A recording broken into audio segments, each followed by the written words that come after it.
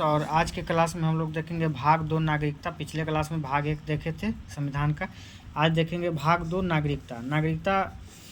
भाग 2 में अनुच्छेद 5 से 11 है। भाग 2 में नागरिकता के बारे में बताया है, अनुच्छेद 5 से 11। नागरिकता अधिनियम 1955 में लाया गया है। भारत में नागरिकता प्राप्त करने के लिए 5 विधि है। भारत में नागरिकता प्राप्त करने के लिए 5 विधियाँ हैं। पहला है जन्म के आधार पर। भारत में जन्मे सभी बच्चे जिनके माता पिता भारत का नागरिक हो। दूसरा है वंश के आधार पर। विदेश में जन्म लेने वाले बच्चे जिनके माता पिता या दोनों में से कोई एक भारत का अगर नागरिक हो तो वंश के आधार पर नागरिकता प्राप्त कर सकते हैं। तीसरा है पंजीकरण। इस विधि द्वारा नागरिकता प्रदान करने के लिए व्यक्ति को 7 साल भारत में लगातार रहना होगा। अब आगे है चौथा देशीकरण। भारत सरकार से देशीकरण का प्रमाण पत्र प्राप्त कर भारत की नागरिकता प्राप्त की जा सकती है। और पांचवा है अर्जित भूमि। किसी विदेशी राज्य को भारत में मिला लेने पर वहां के लोगों को स्वतः भारत की नागरिकता प्राप्त हो जाती है। तो नागरिकता प्राप्त करने की 5 विधि है। भारतीय नागरिकता का अंत। भारतीय नागरिकता का अंत निम्न प्रकार से हो सकता है। नागरिकता का अगर परित्याग कर देंगे तो खत्म हो जाएगा। दूसरा है किसी अन्य देश की नागरिकता स्वीकार कर लेने भारत की नागरिकता समाप्त हो जाएगी। तीसरा है सरकार द्वारा नागरिकता अगर छीन ली जाएगी तो नागरिकता खत्म हो जाएगी। नागरिकता संबंधी नियम कौन बनाता है? तो कानून संसद बनाता है। बहुत इंपॉर्टेंट क्वेश्चन है। नागरिकता संबंधित नियम संसद बनाता है।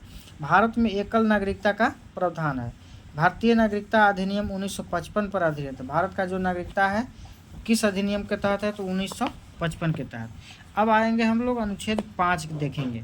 तो अनुच्छेद 5 कहता है संविधान प्रारंभ में दी गई नागरिकता जो उस समय भारत के अंदर थे संविधान के समय, तो भारत की नागरिकता मिल जाएगी। अनुच्छेद 5 कहता है।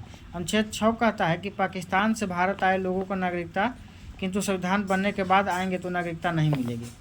पाकिस्तान से भारत जो लोग संविधान बनने से पहले आ गए थे उनको नागरिकता मिल जाएगी, लेकिन संविधान बनने के बाद जो भारत आएंगे उनको नागरिकता नहीं मिलेगी।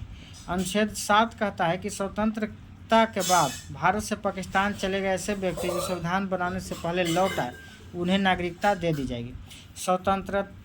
भारत को स्वतंत्र होने से पहले पाकिस्तान चल गए थे और संविधान बनने से पहले अगर भारत में आ गए तो उनका नागरिकता मिल जाएगी अनुच्छेद 7 के तहत। अब है अनुच्छेद 8 क्या बताता है? विदेशों में भ्रमण तथा नौकरी करने पर भारत की नागरिकता समाप्त नहीं करेगी। अगर कोई व्यक्ति विदेश में भ्रमण या नौकरी करने गया है तो भारत की नागरिकता समाप्त नहीं होगी। अनुच्छेद 9 कहता है कि विदेशी नागरिकता लेने पर भारत की नागरिकता समाप्त हो जाए। अगर कोई व्यक्ति विदेश का नागरिकता ले लिया तो भारत की नागरिकता स्वतः समाप्त हो जाएगी। अनुच्छेद 10 कहता है कि भारतीयों की नागरिकता बनी रहेगी तब तक जब तक कि वह कोई देश विरोधी कार्य न करे। अगर कोई देश विरोधी कार्य नहीं करेगा तो उनकी नागरिकता बनी रहेगी। कौन सा अनुच्छेद से? 10 से।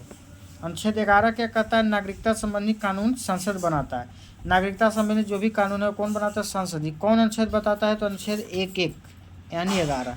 जिम्मेदारी गृह मंत्रालय को दी गई है और इसका जिम्मेदारी गृह मंत्रालय को दिया गया। तो आज की क्लास इतना ही समाप्त करते हैं।